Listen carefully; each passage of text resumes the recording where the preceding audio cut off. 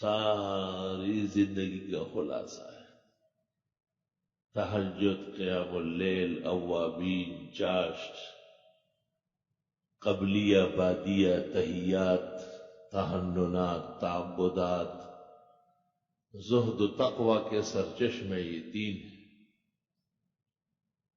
پہلا مرحلہ یہ کہ اللہ کی بڑائی اور عظمت، ہیبت اور جلالت شان دل و جان سے بیان کرو۔ سبحان اللہ، اللہ لا الہ الا هو الحی القیوم لا تأخذہ سنۃ ولا نوم۔ یہ دیکھا، اللہ کی طرح کوئی نہیں ہے، وہ وحدہ لا شریک، وہ زندہ ہے اور زندہ رہے گا، قائم ہے اور قائم رہے گا۔ اس کو کوئی اونگ بھی نہیں آتی اور نیند بھی نہیں آتی۔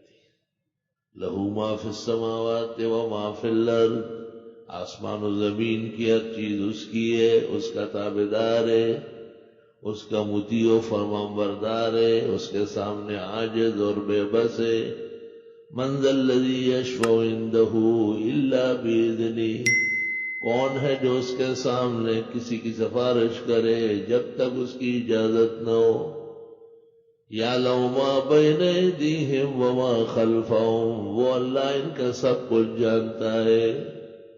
ولا یحیطون بشیء من علمہ، یہ لوگ اس اللہ کے علم کا بہت کم جانتے ہیں، احاطہ ہی نہیں کر سکتے ہیں۔ الا بما شاء، جو وہ چاہے عطا فرمائے۔ وسع کرسیہ السماوات والارض، اس کی شان اور عظمت کی کرسی آسمان و زمین سے بڑی ہے۔ ولا یؤودہ حفظہما، اتنے بڑے آسمان اور زمین کی حفاظت سے وہ تھکتا نہیں۔ وہو العلی العظیم، اور وہ اللہ بزرگ و برتر ہے۔ وہو العلی العظیم،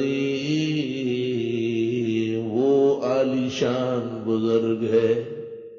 وہو العلی العظیم، وہ عظمت والے شان والے ہیں۔ یہ خدا کی بڑائی پر مشتمل ہے۔ آیت الکرسی کو اس لیے قرآن کی بڑی آیات کہا ہے۔ مضمون کے اعتبار سے بڑی آیت آیت مدائنہ ہے، جو بقرہ کے آخر رکوع سے پہلے ہے۔ اس سے بڑی آیت قرآن مجید میں نہیں ہے، لیکن معانی اور مطالب کے اعتبار سے حق سبحانہ و تعالی کی الوہیت و جلالت، ہیبت اور شان اس آیت میں خوب بیان ہوئی ہے۔ اس میں 18 جگہ اللہ کا ذکر مضمرن اور مظہرن ہے، ظاہرن اور ضمیرن ہے۔ 18 مقام، کوئی ایک آیت قرآن میں اس کے علاوہ نہیں ہے جس میں خدا کی خدائی کا تذکرہ ایک آیت میں 18 جگہ۔ آپ نے ارشاد فرمائے ہیں نماز کے بعد اس کو پڑھا کرو۔ آپ کے ارشادات سے پتہ چلا ہے کہ ہر فرض نماز کے بعد کم از کم ایک مرتبہ